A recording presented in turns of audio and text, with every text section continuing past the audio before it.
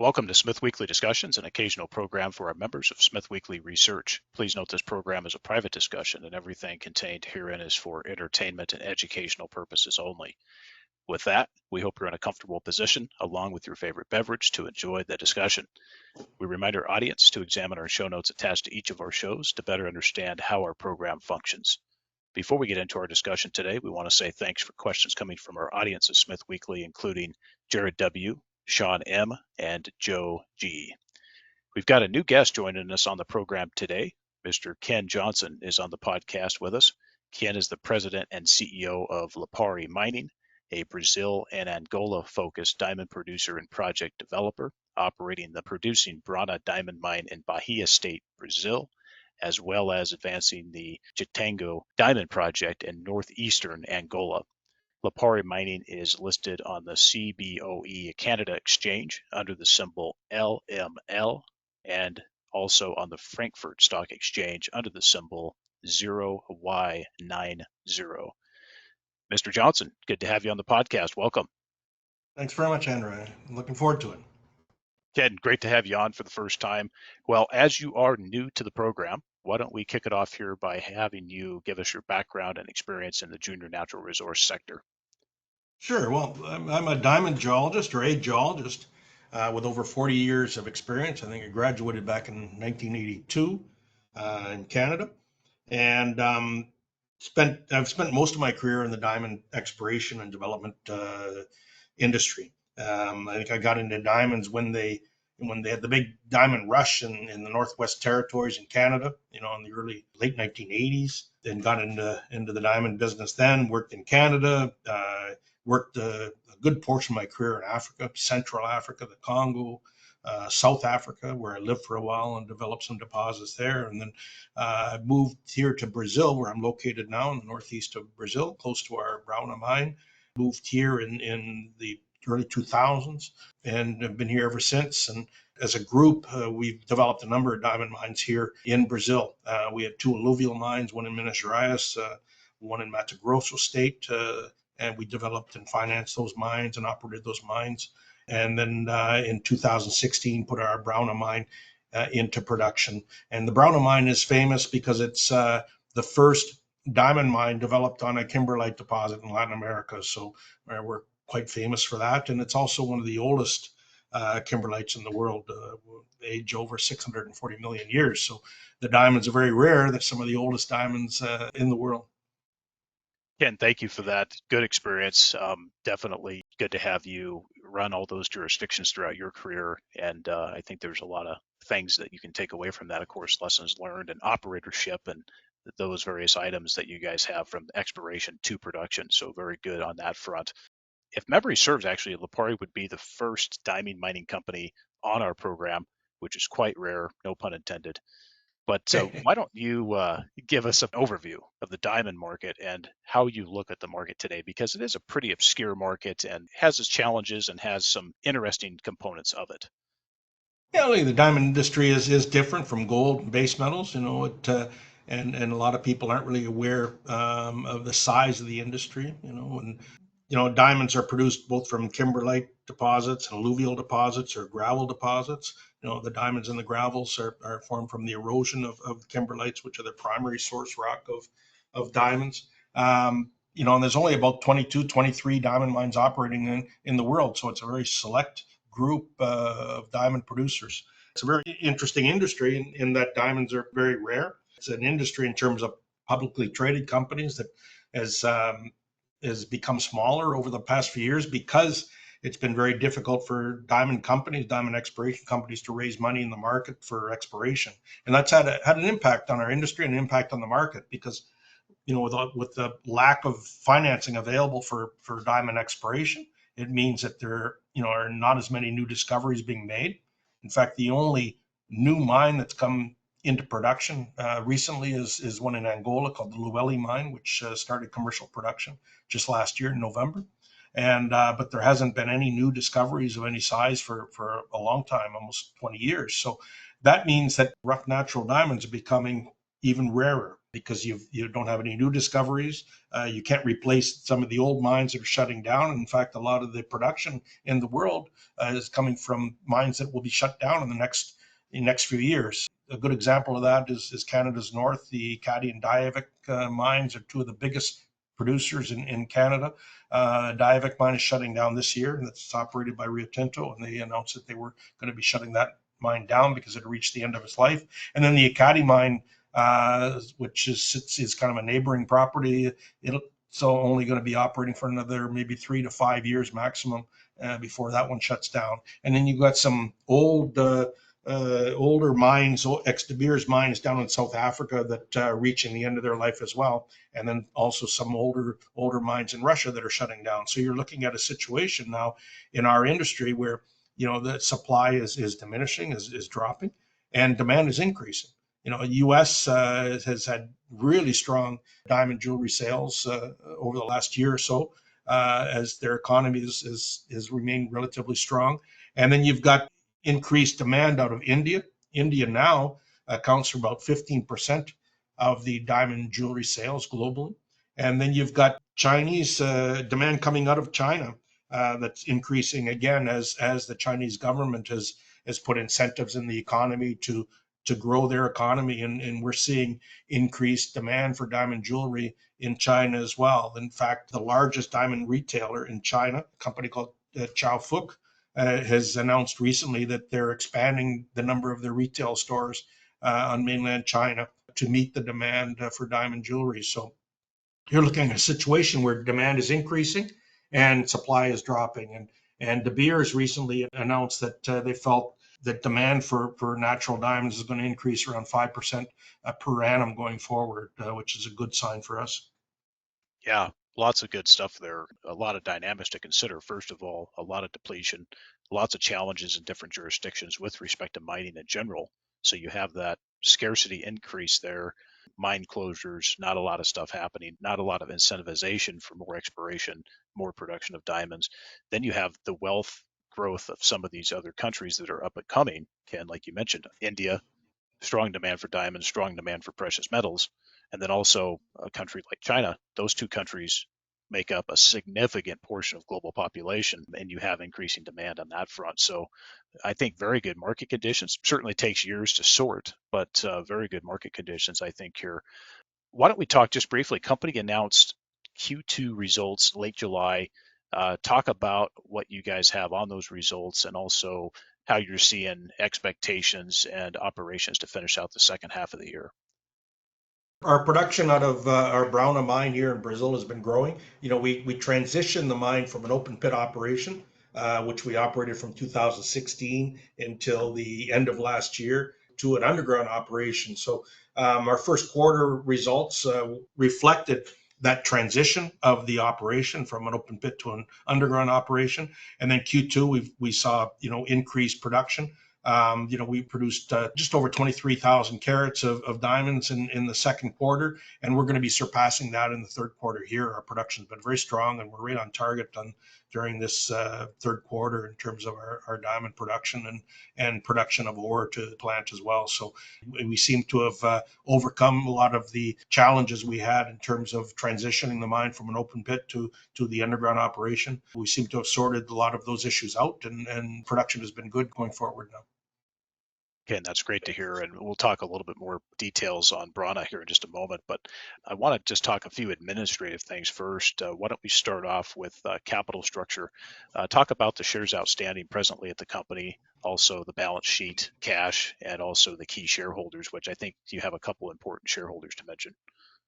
Yeah, well, look, we achieved our listing through a reverse takeover of another company called Golden Share Resources. That we announced that transaction at the end of March of this year. So we launched the company with 147 million shares outstanding. Our market cap presently is around 40 million Canadian. We're sitting with about 6 million in cash and diamond inventory, which is in the process of being sold. So we're sitting with a strong cash position. In terms of our key shareholders, our group, we've got just about 60% of our stock is held by two groups that are in the diamond business, and which I think is key for investors to understand, because as a group, we've got a strong expertise in terms of the diamond industry and the diamond market. One of our largest shareholders is a company called BH Diamonds, which is located in Dubai. They trade rough diamonds, so they help us market our production out of Brazil, and they will help us market our production out of Angola. And then the other shareholder that owns about 35% is a company called Firstfield Limited, based in Gibraltar. They own a company called Asian Gems, which is a diamond manufacturer. So they polish diamonds. So in effect, our group has production, rough diamond sales, and manufacturing within the group. So we've got that entire pipeline covered. And I think that differentiates ourselves from a lot of our competitors. I think that's a very key item to point out. And thank you for going through the capital structure, how you guys got set up here, new on the listing for sure, and how you've structured this company ahead of time prior to that listing. I think that's important to point out. On that side, the bit of vertical integration, if you will, talk about some of your buyers of Lipari's production. We're lucky in that our Braúna mine produces some very high quality diamonds. Our average sale value historically from sales starting in 2016 on has been about $185 a carat, which is quite high, well above world average. World average unit average sales value is around $120 a carat. So, it shows that our diamonds are very, very high quality. We produce a lot of large stones, very good colors, and in terms of polishing, manufacturers get very good yield out of it. So, I know that our diamonds end up in some of the, big name brands. I can't say the names here, but some of the big name brands that are, you see in New York and Paris. Our diamonds form part of the jewelry that's sold in those stores. Good to know that you guys have that set up and that supply chain set up. I think that's a key component there as well. With respect to some of the folks there at the company, besides yourself, you're well experienced, but talk about some of the key people there at the company supporting you, some of that retainage of staff and what they bring to table. Well, I've been very lucky to be able to retain a lot of my key staff here. Some of my employees have been with me for over 20 years. All have diamond experience, helped me develop projects from early stage exploration right through to production. Christian Schobenhaus, he's my vice president of operations. He's a diamond geologist that started working from me literally when he left university, and worked for a bit on assignment with Rio Tinto when we were in a joint venture with them, and then came back to us. He's got a lot of experience, helped us develop the Braúna project from an early stage exploration right through to production. My head of exploration is a fellow named Paulo Donacci. He's got his PhD in kimberlite geology. He's one of the well-known experts in terms of kimberlite geology and written numerous papers on deposits. And he's worked for us in Brazil, in Angola, and in Canada as well. So he does have good broad experience in the industry. My CFO, Giovanni Mariz, he's a fellow with over 15 years experience and finance experience. He's based in Brazil here, but has experience in Canada and Angola. And then I have two chairmen. Maurice Aftergut, he's head of founder of BH Diamonds, so he's one of the individuals that helps provide the expertise to the market, and in terms of sales, the sales expertise we need to ensure we're getting maximum value for our production. And then Dr. Louis Beasy, who's an ex-De Beers diamond geologist as well. He's one of the co-chairmen, and he's a fellow with almost 40 years experience in the industry as well. So, we've got people in all facets of our company that have experience in the diamond industry. Yes, and I understand very diverse, first of all, and I understand a lot of your staff in Brazil, that Brazil itself possesses some expertise on that front as well, which has helped you guys out. And it's not like you have to import all your expertise into these countries. So good information on that front with respect to the key folks. On the Braúna mine, just want to come back to that for a little bit here. The company has progressed underground from open pit. You guys, that's at number 3, open pit Braúna. Also, you guys have further work to happen as far as some of the other work focused on mine life extension. Just talk a little bit about the potential Ken as well as operations there at Braúna as far as underground and moving forward. The mine that we're operating right now was developed on one kimberlite called the Braúna 3 kimberlite. It's one of 23 kimberlite occurrences on the property. It's the largest kimberlite in terms of the surface area, but there's other kimberlites that are all diamond bearing and carry some good grades, good diamond content, good value diamonds. One up in the north called Braúna 821, which is one we have our eye on in terms of developing and adding that to our mine plan. We've got another 3.5 years of life in terms of our current mine plan on the Braúna 3 underground. But we're looking at adding some years by exploiting some of these other kimberlites that occur on our property and adding those deposits to the mine plan. So potentially, we could be adding, another 2 to 3 years to the overall life of this operation by focusing our exploration on some of these other kimberlites in the area. Appreciate you going through that and some of this mine life extension work you guys are doing. On tailings, so just talk a little bit about tailings and some of the byproducts you guys are also looking at, because I think the tailings bit is unique about what you guys are doing there. Yeah, I think what's interesting about it is we don't have a tailings. We don't really have a tailings pond per se. When people think of tailings, you think of something that's could be an environmental liability to the mine and to the company and to the local community. We have no tailings pond. We produce a dry tailings. So we recover the water, which was important because our Braúna mine's in an area that's quite arid. So water is very precious. So we recover 98% of our processed water, and we only need a very small amount of water from the river that sits about 4 kilometers away to make up the processed water we need for processing. So producing this dry tailings, dry waste, you're producing dry kimberlite, crushed kimberlite, very fine kimberlite that we found can be used as a soil remineralizer. And it's a benefit for some of the local agricultural operations and the agricultural community around our mine. The kimberlite is high in magnesium, so it's almost like a fertilizer. We've run a lot of tests over the past few years on this, and it has a very positive effect in terms of remineralizing the soil, which benefits growth and everything for these agricultural projects here. So we've been working with the local community to see if we can develop that aspect of our business, and in the end, we could look at trying to sell that material as a soil remineralizer and add some revenue to our operation. We have 31 million tons of granodiorite waste rock, which has very good characteristics for construction aggregates. And we were recently awarded with a permit from the government to set up construction aggregate operation on our property. So start producing crushed rock, which can be used for road beds and construction work. And now we have quite a bit of interest from local aggregate producers to form a joint venture with us to develop a construction aggregate operation on our property. So, our mine could be totally sustainable, in terms of all the material being used. And it would be, a perfect situation if we're able to set up an aggregate operation there, sell all the construction aggregate, remove that waste rock, and also sell the tailings, and that certainly benefits. You get the maximum production, maximum revenue you can from this mining operation, and to the benefit of the local community. Well, looking forward to seeing some of those byproduct streams. That's great, Ken. Good to hear on that. And construction aggregates, base aggregate for roads, concrete aggregate, asphalt aggregate. Yeah, I can see definitely the use there, and the location there is good as well. And they need it because the closest aggregate producer to that area is about 150 kilometers away. So anybody wanting to build a house, build a road, do any sort of work has to truck aggregate 150 kilometers, which is incredibly expensive.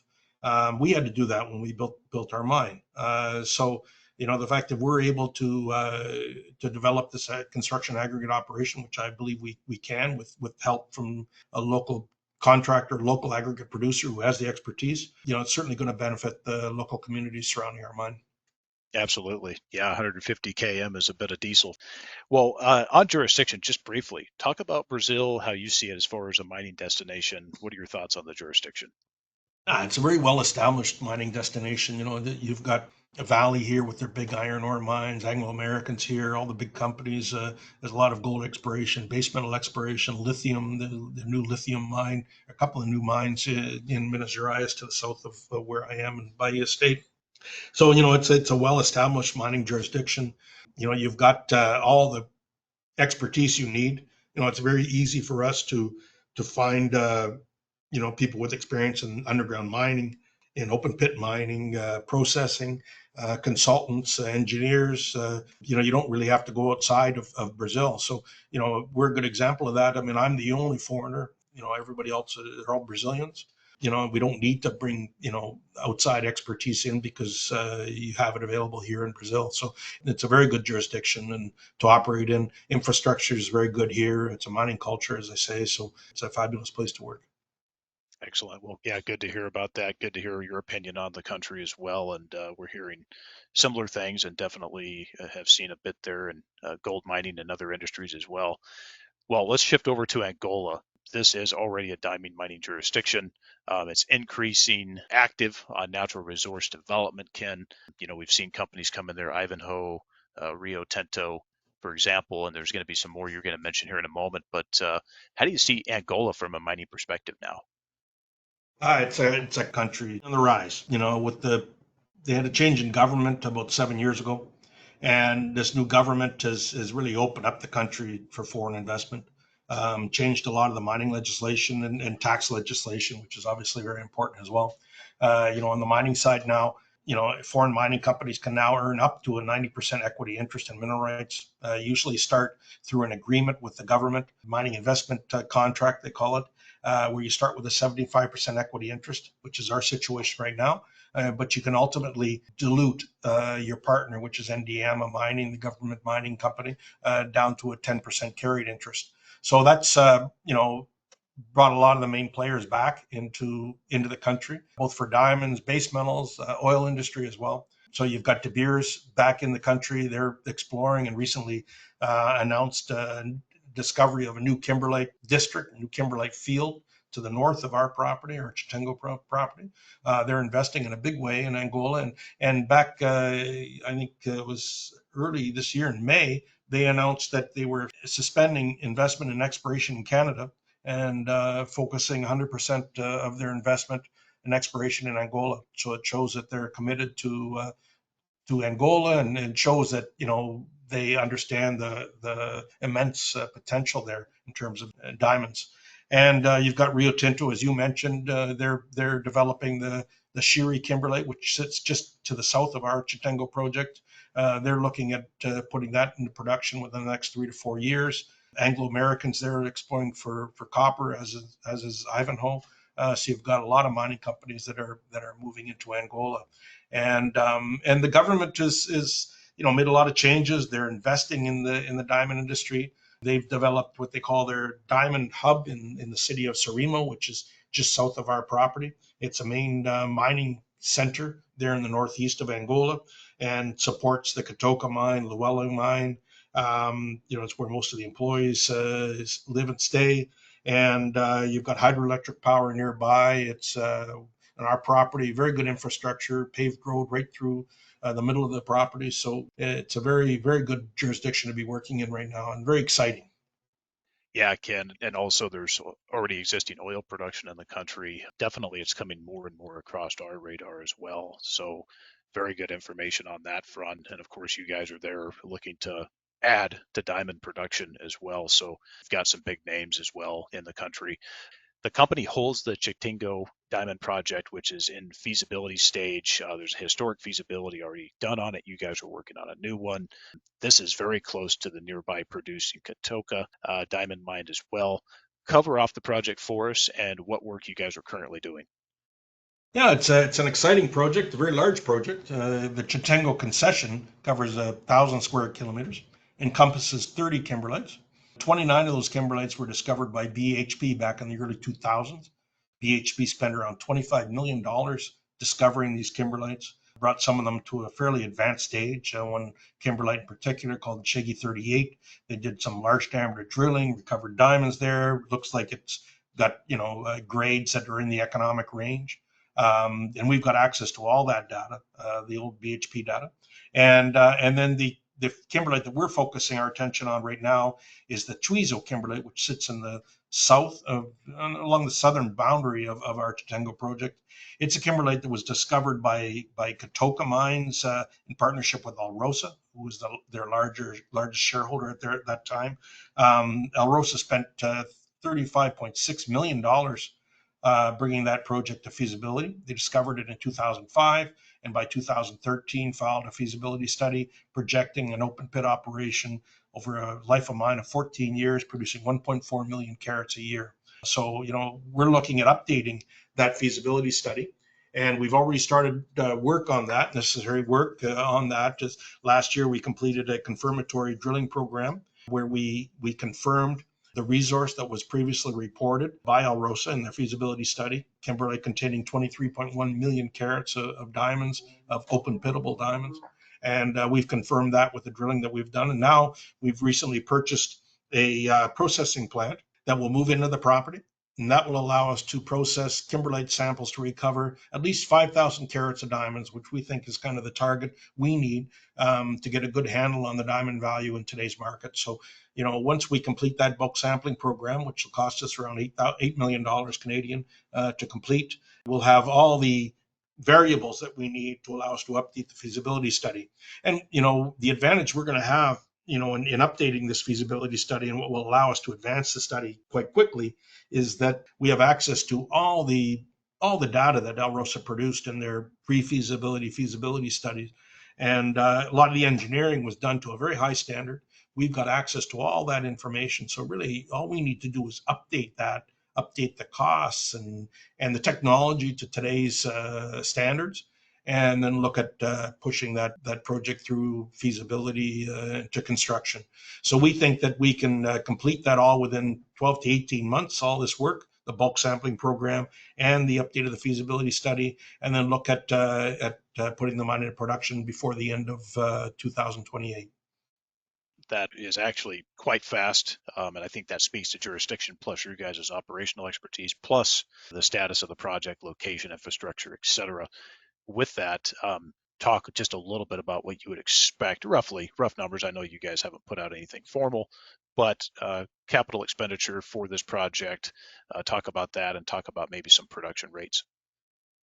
Yeah, the capital cost for a 400 ton per hour plant will be about 160 to 200 million with all the support and mining equipment and everything else that we would need. So, and that's in line with what Alrosa had predicted as well back in 2013.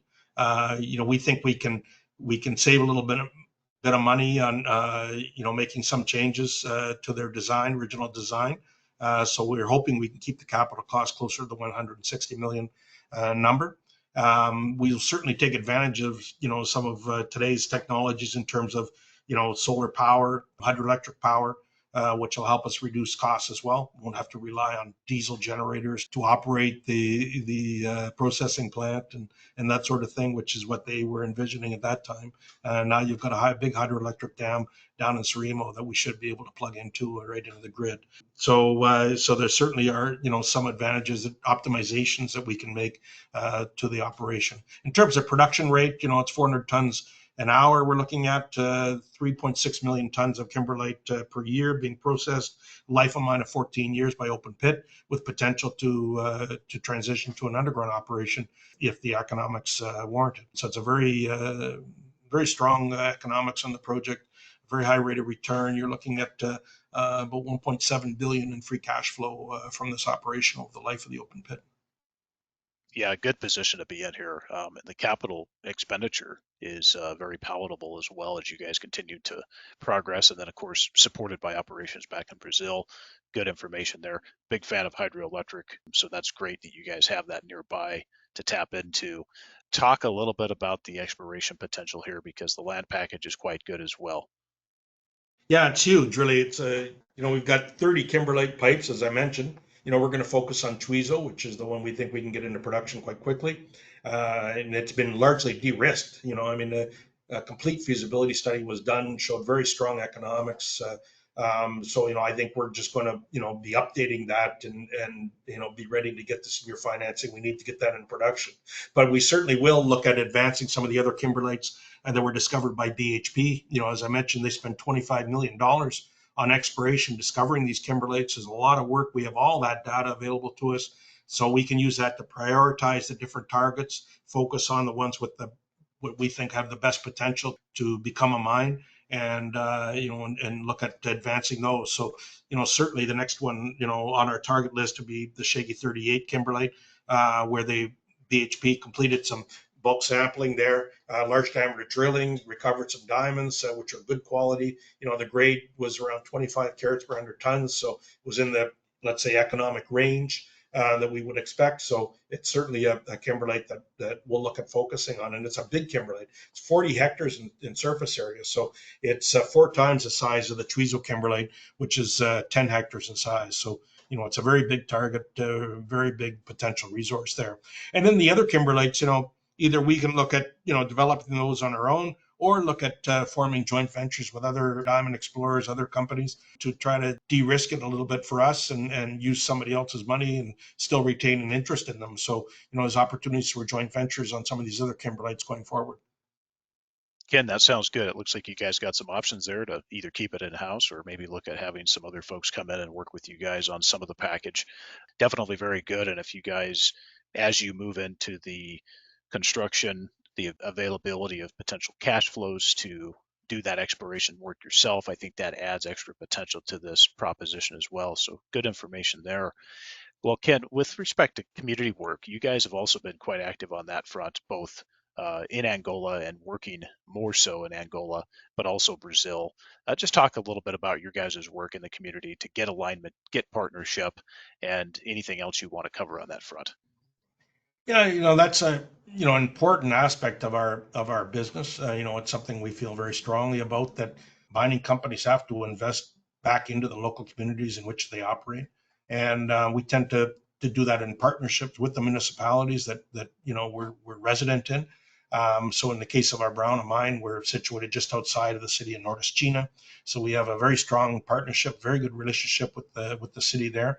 We invest in mainly in educational, health, and cultural initiatives, also agricultural initiatives, but mainly health and education are the primary pillars that we look at. So to give you an example of what we've done in the past, we've completely rehabilitated, reformed the hospital, the local municipal hospital there, provided equipment for their emergency room, so they could take care of critical cases quickly. Bought them what they call a UTI ambulance, when they that is fully equipped to transport critical patients from Nordestina to the larger city centers where they might have better facilities for treatment.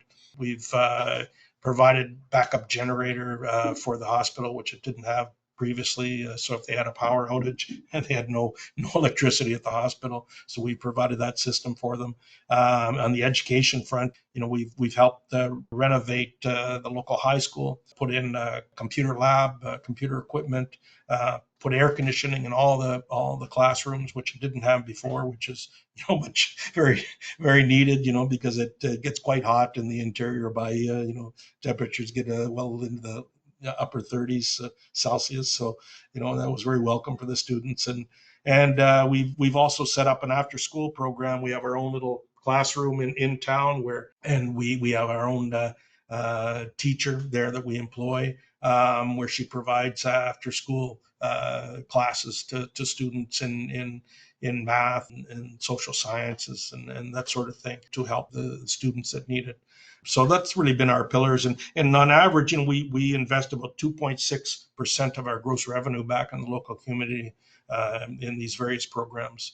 On the agricultural front, we help form cooperatives with small agricultural producers. For instance, we've had some good success in an organic honey farm where they produce organic honey, and they've taken off quite well. You see some of the honey now in the local supermarkets here in Brazil. So, that program's been a real success for us.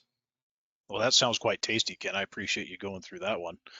The platform you guys have been able to do, I think, as you well know, people's very important, and investing in folks is very important, and doing so at the high school level, providing a platform of importance of mining, the technical nature of it, and why it's so important in every second of our lives. I think that is really good and very much needed in our youth today. It's a key item that a lot of folks don't understand out there, and that a lot of education programs fail to provide. And so I think that's really good. I really appreciate your comments on that. We do hold workshops and give presentations to the local schools and we allow site visits. We organize site visits for the local schools to come and visit the mine so they understand, what mining is all about, and been quite successful. And some of the graduates from the high school, they're working for our mine now, so it's been good to see. Well, keep up those efforts. That's great. Really appreciate you sharing that information with us. Ken, just on overall strategy, bigger picture, I suppose, you guys have the ability to continue operating, growing the pipeline, growing the mines. What's your thoughts? I mean, as far as your guys' exit, do you see that that'll continue in that way, or do you see that an M&A transaction could come prior to that, and you guys would look for that, or really, we're going to operate, and if we get taken out, so be it. How do you look at that? Yeah, it's really the latter. It's the latter. We're gonna, our strength is in our operations, in our core ability here with our team, to identify projects, bring them through the exploration phases and develop them in the mines. That's been our core expertise really in our team. And as I mentioned previously, I've got employees here that have been with me for 20 years. They've taken this company from, early stage exploration right through to become a producer. We've developed a number of mines, so we have the in-house expertise. We're going to stick to that. That's our focus. So, we're going to focus now on developing the Twizo deposit and developing that into a mine by the end of 2028. And I think, if we're successful, on that track, on that path, certainly we will be on the radar of other diamond producers, companies that are larger than us. There's a number of diamond producers operating in Africa and in Canada as well that are one horse shows. They only have one mine, and some of them the mines are reaching the end of their life, and they're going to be looking for new projects. And certainly, if we're able and we're successful to develop the Twizo project, we're certainly going to be on their radar for some sort of transaction. So I think that'll come organically. I don't think we need to look for those sort of opportunities. I think they'll just come as long as we're successful in what we're doing. Absolutely, I agree, and definitely with this work in Angola as expansion and pipeline, I think folks will definitely take notice as you guys get everything underway, production underway, et cetera. So, looking forward to seeing that progress as well, Ken. Well, short of any other comments you want to add, why don't we wrap it up here? For potential investors who are listening in, Lipari Mining has a market capitalization of about 40 million Canadian dollars. Why should the company be considered within the institutional, family office, and retail investors' portfolio at this stage? The market dynamics we have in the diamond sector right now are quite interesting. With dwindling supply of natural diamonds and increasing demand. I think certainly there's very few players that are publicly listed vehicles that you can invest in, and we're a new name in the market. And we're in one of the more prospective areas. Angola is really the place to be. You've got companies like Rio Tinto and De Beers that already recognize that. They're the big players in the industry, and they already recognize that Angola is the place to be. The geology is some of the best diamond geology in the world, and we're right there. We've got a very advanced stage project, one that has been de-risked largely. Anybody who invests in Lipari, you're investing in a company that really is focused on production, focused on cash flow, focused on operating costs, keeping their operating costs in line with budget. And you're looking at a company that is largely de-risked in terms of its projects. Ken, for interested parties who want to contact the company for further information, how can they reach out? I think probably the best way is through our website. I think there's a link there for info@liparimining.com. That'll send an email directly to our office here, and it'll end up on my desk and I'll respond. Certainly, there's phone numbers there as well. So the website really is the place to look. So that's liparimining.com would be the place to go. Ken, well, thank you for the introduction to Lipari Mining. Keep up the work, and we're looking forward to having you come back to update in the future. It was a pleasure. Enjoyed it.